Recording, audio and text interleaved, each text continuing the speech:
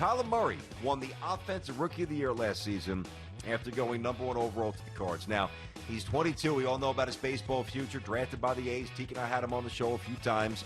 And he's looking to become a leader, more of a leader, both verbally and through his actions, I'm sure, both on and off the field this year. And he told reporters yesterday that he's going to kneel during the anthem coming up in 2020. Kyler Murray, from a football point of view, because I think we all expect a lot of people to kneel this year, Kyler Murray is the second best quarterback in the NFC West already. You got Russ, you got Jimmy G, you got Jared Goff. There's a lot of good quarterbacks as there. Much as I want to elevate him to that position, I have to say out of bounds to Kyler Murray being second best behind Russell Wilson, obviously, in the NFC West. As much as I don't love the future for Jared Goff or have some question marks about Jimmy Garoppolo's big game ability, even though that's really unfair because it's only been one game, they've been to the Super Bowl. I mean, until Kyler Murray gets his team to the Super Bowl, and for the position of quarterback, unfortunately, it's all about getting and winning Super Bowls.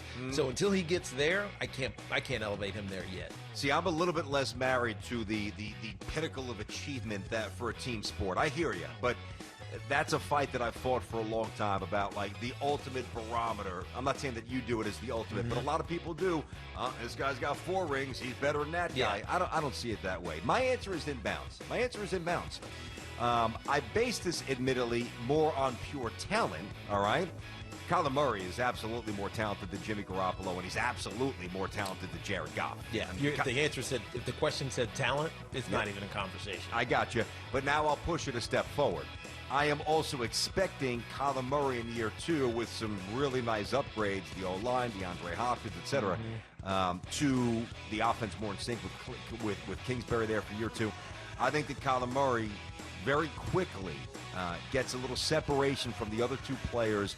And I'll tell you something else. I think that Kyler Murray finishes top 5. You ready? When was the last time I said something like this? With Patty Mahomes? Told you 3 years ago, Patty Mahomes was getting ready. 3 summers ago, was getting ready to make a run at the MVP, and he won it. And I'm telling you right now, I don't think Kyler's going to win it, but I think Kyler Murray will have the kind of season that propels him into the conversation. Kyler Murray's going to be a star. My answer is inbounds. Start a team from all those quarterbacks outside of Russ. You know, I'm taking him over certainly Goff, and I'm taking him over Jimmy G right now. There's no question. Kyler's going to be really good. The Wizards' future, muddled, all right? And a former, as former #1 overall pick, John Wall, is still roughly, I mean, who knows what he is. We can try to guess, but I don't know what he is right now. An all-star health-wise. Bradley Beal is on the trading block. Yesterday, however, Wall told the undefeated that he wants the team to bring in his former Kentucky teammate, DeMarcus Cousins. If everybody is healthy, a trio of Wall, Beal, and Cousins would be a top 4 team in the Eastern Conference. What you got in or out? As much as I tried to convince myself that would work, John Wall being healthy, Bradley Beal probably scoring less than 30 like he did this year because John Wall is back. Yep. And Boogie. Davis Bertans, pretty good 3-point shooter. Nice. Because I looked, I wanted to see what do they have, what are they missing. The problem, BT, is that they don't play defense at all. Horrendous. What do they give up? $120 a game? $120. Hold on, I was just looking. I think it's $119. It might be close. $119, $120 a game. Give up $120 a game, which is 29th in the league. Their defensive rating is 30th in the league, BT. They're just bad. And Scotty Brooks has been bad for the last couple of years. There's a couple seasons back in Oklahoma City where he had a top 10-ish defense. Yeah. And those were the times he was going to the Eastern Conference, Western Conference Finals. But since then, it's been inconsistent. So I'm going to say out of bounds because there's no way they're jumping over, the teams like the Heat with Jimmy Butler stays there or the Philadelphia Celtics. Yep. The Nets next year. The Nets next year with KD and Kyrie. Raptors will make a move. There's just no chance. So out of bounds. I agree. I gave this 2 seconds thought. I'm like, I tried to give it positivity. I tried to say inbounds. I tried really hard to say inbounds. You know what though? I've learned you react to what's in front of you. That's right. Rather than trying to guess and push something forward and piecemeal it together. What have I seen the last couple of years based off of that vision? What is my answer? And my answer is obviously out of bounds here. No. First of all, DeMarcus Cousins ruptured his Achilles, and then his knee exploded. Now, his game's not built on speed. I understand that. But that is incredibly problematic. He's a big guy.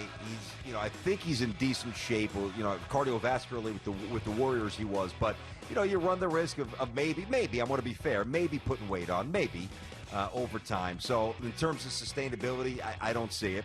And John Wall, one of the fastest guards in the NBA, ruptured his Achilles.